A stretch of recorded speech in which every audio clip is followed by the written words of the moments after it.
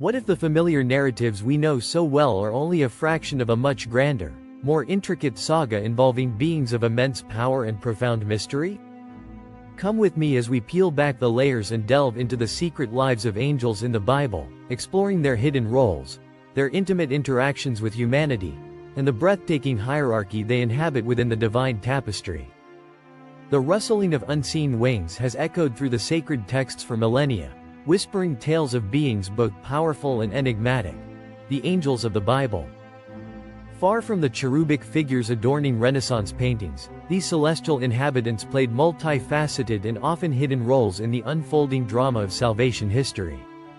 Their lives, though glimpsed through human eyes and interpreted through human understanding, reveal a complex hierarchy, profound interactions with humanity, and unwavering service to the divine. Let's draw back the veil and explore some of the secret lives of these heavenly messengers. The term angel itself, derived from the Greek angelos, meaning messenger, primarily describes their function. However, other titles offer glimpses into their nature and roles. Cherubim are often associated with guarding sacred spaces and the very presence of God, as seen after Adam and Eve's expulsion from the Garden of Eden. He drove out the man, and at the east of the Garden of Eden he placed the cherubim and a flaming sword that turned every way to guard the way to the tree of life. Genesis chapter 3 verse 24, ESV. Their imagery, often described with multiple wings and eyes, suggests beings of immense power and perception. Seraphim, appearing in Isaiah's vision, are depicted as fiery beings attending God's throne, proclaiming His holiness. Above him stood the seraphim. Each had 6 wings. With 2 he covered his face, and with 2 he covered his feet, and with 2 he flew. And one called to another and said, Holy, holy, holy is the Lord of hosts. The whole earth is full of His glory. Isaiah chapter 6 verse 2-3, ESV. Their name, meaning burning ones, hints at their intense devotion and proximity to divine purity. Beyond these prominent orders, the Bible mentions archangels, with Michael and Gabriel being the only ones named. The prefix, arch, signifies a chief or ruler, suggesting these beings hold significant authority and leadership within the angelic host. Jude chapter 1 verse 9 refers to Michael as the archangel in his dispute with the devil over Moses' body.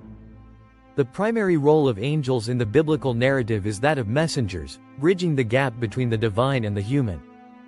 Their appearances often mark pivotal moments in history, shaping the course of individuals and nations. Consider the scene: a quiet, unassuming village nestled in the Galilean hills. Nazareth, a place likely known for its simplicity rather than its significance. It is here, amidst the ordinariness of daily life, that the extraordinary breaks through. The angel Gabriel, a being whose presence likely radiated an otherworldly aura, appears before Mary, a young woman betrothed to Joseph. Imagine the sheer astonishment, perhaps even fear, that must have gripped her at this sudden, inexplicable visitation. Gabriel's greetings, O favored one, the Lord is with you. Luke chapter 1 verse 28, ESV, is no casual salutation. It's a declaration of divine grace resting upon this humble maiden. The phrase, favored one, Greek, kecharitomene, implies a unique and preordained blessing. This sets the stage for the staggering message that follows. His words are carefully chosen, each phrase carrying immense weight. Do not be afraid, Mary, is a common reassurance in angelic encounters, acknowledging the natural human reaction to such a powerful presence. But it quickly gives way to the unbelievable. You will conceive in your womb and bear a son, and you shall call his name Jesus. This isn't just any child. The name, Jesus, itself means, Yahweh is salvation, hinting at his future role. The subsequent description unveils his divine nature and messianic destiny. He will be great and will be called the Son of the Most High. And the Lord God will give to him the throne of his father David, and he will reign over the house of Jacob forever, and of his kingdom there will be no end. These pronouncements echo Old Testament prophecies, connecting Jesus directly to the lineage of David and establishing his eternal kingship. Gabriel, in this single encounter, bridges the promises of the past with the dawning of a new era. Mary's response, "How will this be, since I am a virgin?" Luke chapter 1 verse 34, ESV, is a natural question grounded in human understanding. Gabriel's answer reveals the miraculous nature of the conception. The Holy Spirit will come upon you, and the power of the Most High will overshadow you. When therefore the child to be born will be called Holy, the Son of God. Luke chapter 1 verse 35, ESV. This explanation underscores the divine initiative and the unique identity of the child. Gabriel's visit is far more than a simple announcement. It's a divine invitation, respecting Mary's free will. Her eventual response, "Behold, I am the servant of the Lord. Let it be to me according to your word." Luke chapter 1 verse 38, ESV, is a testament to her faith and obedience, a pivotal moment where human consent aligns with God's redemptive plan.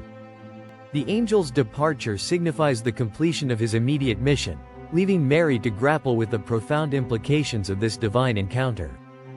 The earlier appearance of Gabriel to Zechariah, a priest in the temple, further underscores his role as a messenger of significant divine interventions. Zechariah's initial disbelief at the news of his elderly wife Elizabeth conceiving John the Baptist results in him being struck mute until the child's birth. Luke chapter 1 verse 18-20. This contrast with Mary's faithful acceptance highlights the different human responses to divine revelation. Both encounters, however, orchestrated by Gabriel, serve as crucial preludes to the arrival of the Messiah, demonstrating the meticulous care and planning woven into God's unfolding story of salvation. Gabriel, the angel whose name signifies divine strength, becomes the herald of a new strength and hope for humanity. The Old Testament is replete with instances of angelic intervention, showcasing their diverse roles as messengers, protectors, and even agents of divine judgment. Imagine the weight of expectation on Abraham as he ascended Mount Moriah, his beloved son Isaac walking beside him, carrying the wood for a sacrifice Abraham himself was commanded to perform. The silence must have been thick with unspoken dread. Just as the knife was raised, poised to strike, a voice pierced the air, "Abraham, Abraham." Genesis chapter 22 verse 11, ESV. It was the angel of the Lord, intervening at the 11th hour. This wasn't merely a reprieve, it was a dramatic demonstration of divine mercy, showcasing that God's test of Abraham's faith did not necessitate the ultimate sacrifice. The angel's subsequent words, reiterating the promise of countless descendants because of Abraham's obedience, Genesis chapter 22 verse 16-18, underscore the profound consequences of heeding divine guidance. This encounter reveals angels not just as messengers, but as active participants in shaping the covenant relationship between God and humanity. Consider Jacob's solitary night by the Jabbok River. Haunted by his past and fearful of his impending reunion with his estranged brother Esau, he found himself locked in a mysterious struggle until the break of dawn. The enigmatic adversary, often interpreted as an angel or even God himself in human form, engaged Jacob in a physical and spiritual battle. This wasn't a mere wrestling match, it was a crucible for Jacob's soul. Through the struggle, Jacob refused to let go until he received a blessing. The angel's granting of a new name, Israel, he who strives with God, marked a profound spiritual transformation, signifying a shift in Jacob's identity and his relationship with the divine. This clandestine encounter highlights how angels can be agents of personal and spiritual growth, pushing individuals to confront their deepest fears and emerge changed. Envision the desolate landscape of the Sinai desert. Moses, a fugitive shepherd, encounters an extraordinary sight, a bush ablaze yet not consumed by fire. From within this fiery spectacle, the voice of God speaks, commissioning Moses for an impossible task: to liberate the enslaved Israelites from the mighty hand of Pharaoh. But it is an angel of the Lord who appears in the flame of fire within the bush, Exodus chapter 3 verse 2. This angelic manifestation serves as the initial point of contact, the visible representation of the divine call. The angel's message, relaying God's concern for his people and his plan for their deliverance, sets in motion the entire Exodus narrative. This pivotal encounter underscores how angels can be the catalysts for monumental events in salvation history, initiating God's redemptive acts in the world. Picture the vast Israelite multitude fleeing the pursuing Egyptian army, trapped between the sea and their relentless pursuers. Despair must have been palpable. Yet, the narrative records a subtle but crucial intervention. Then the angel of God who was going before the host of Israel moved and went behind them, and the pillar of cloud moved from before them and stood behind them. Exodus chapter 14 verse 19, ESV. This strategic repositioning of the angelic presence, symbolized by the pillar of cloud, created a barrier, shielding the Israelites from the approaching chariots and providing them the time needed for their miraculous crossing of the Red Sea. This act of divine protection, orchestrated by an angel, demonstrates their role as guardians and deliverers of God's chosen people in times of extreme peril. Fast forward centuries later to Jerusalem, besieged by the formidable Assyrian army under Sennacherib. King Hezekiah, facing insurmountable odds, turned to the Lord in prayer. In response, God sent an angel with devastating power. Imagine the stillness of the night broken only by the cries of the dying as the angel of the Lord went out and struck down 185,000 in the camp of the Assyrians. And when people arose early in the morning, behold, these were all dead bodies. 2 Kings chapter 19 verse 35, ESV. This swift and decisive action, attributed to a single angel, showcases their capacity to execute divine judgment and deliver God's people from seemingly impossible situations. The sheer scale of destruction underscores the immense power wielded by these celestial beings on God's behalf. The words of Psalm chapter 91 offer a more personal and comforting perspective on angelic protection. For he will command his angels concerning you to guard you in all your ways. On their hands they will bear you up, lest you strike your foot against a stone. Psalm chapter 91 verse 11-12, ESV. This passage suggests a continuous and personal guardianship provided by angels to those who trust in God. While often unseen, their role as protectors offers solace and assurance of divine care in the everyday challenges and potential dangers of life. Envision the moral decay of Sodom and Gomorrah, cities steeped in wickedness. God's judgment was imminent, but his mercy extended to Lot and his family. Angels, acting as agents of this judgment, arrived in the guise of men. Genesis chapter 19 verse 1. Their initial interactions with Lot highlight their concern for the righteous even amidst widespread corruption.